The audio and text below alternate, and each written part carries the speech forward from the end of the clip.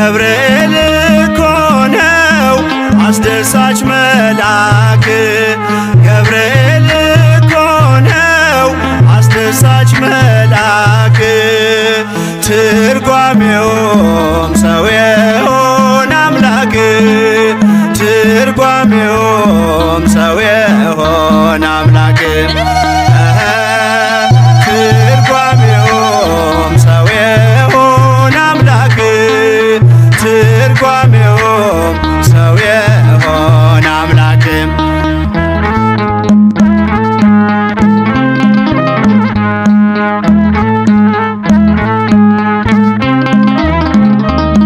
ንውጽውጽታ ሲሆን አለመረጋ